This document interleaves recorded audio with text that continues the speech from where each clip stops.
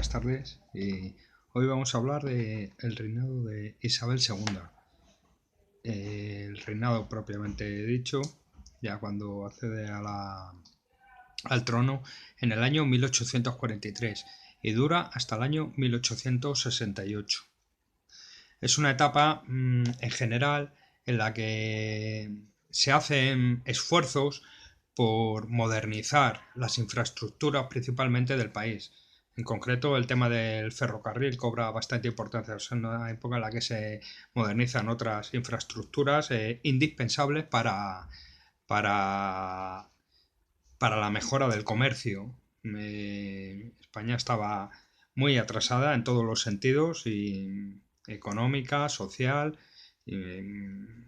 estructuralmente organizada de una forma arcaica, y este reinado se caracteriza por ser, salvando a las distancias, yo diría que tiene ciertos tintes de la tradición ilustrada. Pero bueno, esto es una valoración mío muy cogida con pinzas. El reinado de Isabel II se divide en 4 grandes etapas, a modo de resumen general. La primera etapa entre el año 1844 y 1854, que es la década moderada, ¿vale? Con Narváez como figura política principal. Se reforma la Constitución de 1837. En el año 45 se firma una nueva Constitución, se proclama una nueva Constitución que ya tiene unos tintes asentados del liberalismo doctrinario. Se busca consorte, se busca marido a la reina. No dejaba de ser política de Estado el tema de los matrimonios, una reminiscencia también del pasado que perdura en nuestros días. Se produce en esta década moderada, en esta primera etapa del reinado de Isabel II, la Segunda Guerra Carlista, entre el año 46 y 49, la dictadura de Narváez, que sigue siendo la figura clave, pero en este momento, en el año 47, decide tomar las riendas del Estado a través de una dictadura. En el año 50 también a mediados de la década, es una etapa donde se padece una crisis económica de bastante calado que bueno, ahondaba más en la difícil situación económica.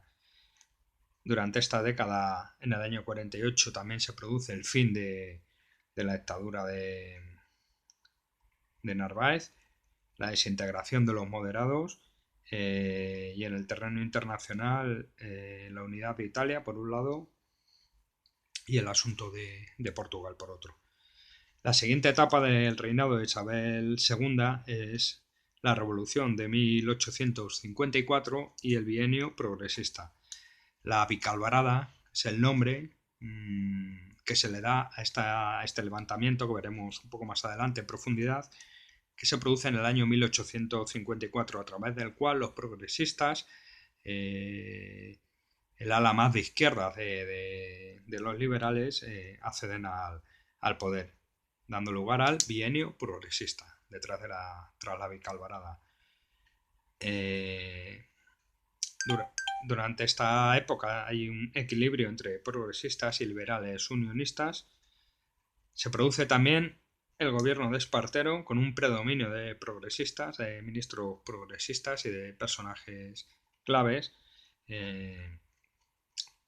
Tiene lugar también durante el bienio progresista la desamortización de Madoz, con unas repercusiones tanto en el terreno de las relaciones con la Santa Sede, como en el terreno, en los asuntos internos, en el terreno de lo social y de lo político también. La oposición se conformaba de demócratas, neocatólicos y carlistas. Demócratas eran los liberales más moderados, habían adoptado el nombre de demócratas. Se produce la discusión de la Constitución de 1856, que no llegó a proclamarse, y se produce también al final del bienio progresista el gobierno de O'Donnell con un predominio de la Unión Liberal. Y a partir de este momento hay una hegemonía de este partido que fundó O'Donnell, la Unión Liberal, con elementos más moderados de los progresistas y más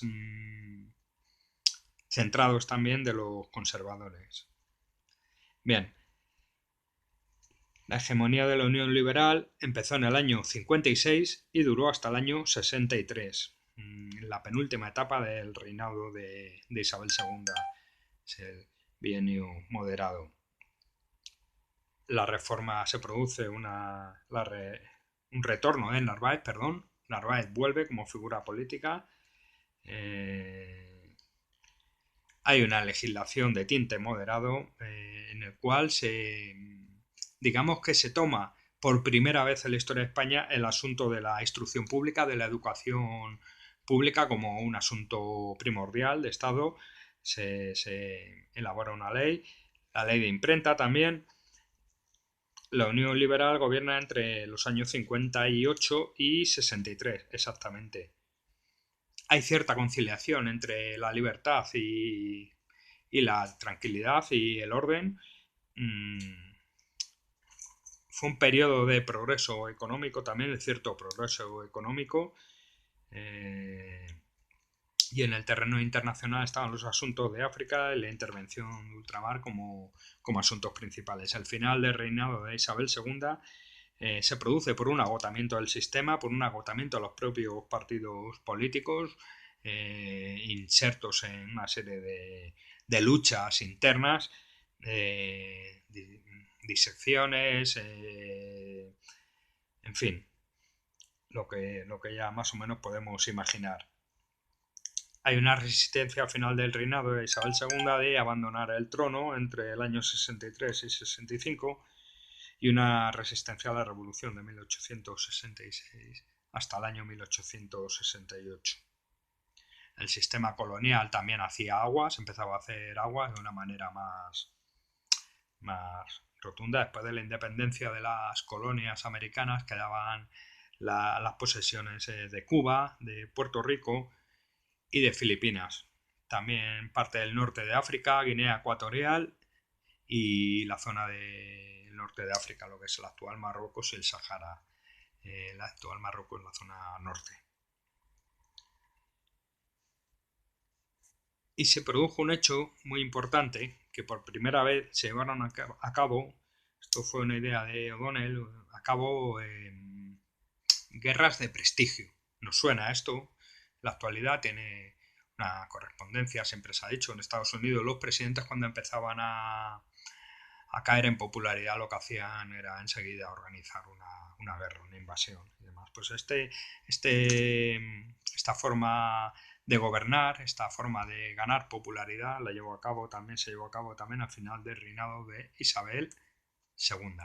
Y con esto termino. Voy a poner aquí un esquema de la evolución de los partidos políticos durante el siglo XIX desde el año 1808. ¿Vale? Es un esquema hecho a mano como los hago yo, y un plan artesanal. Y bueno, aunque no se ve bien, es para apreciar un poco la evolución. Arriba los conservadores, ¿vale? La derecha, los absolutistas, carlistas y demás, van evolucionando, pero siempre de una forma un poquito más lineal, es curioso. Y los liberales, los que parten de la tradición liberal de 1808, enseguida empiezan a dividirse en un montón de corrientes. Los liberales más moderados acaban uniéndose en unas épocas con los conservadores, los liberales más progresistas acaban dividiéndose en corrientes aún más progresistas o corrientes de tinte, como veremos más adelante, de tinte regionalista. Los republicanos empezaron a surgir, también veremos la época de la Primera República, por aquí, a través de todos vienen de la tradición de los liberales de 1808. Bien, y con esto, bueno, termino.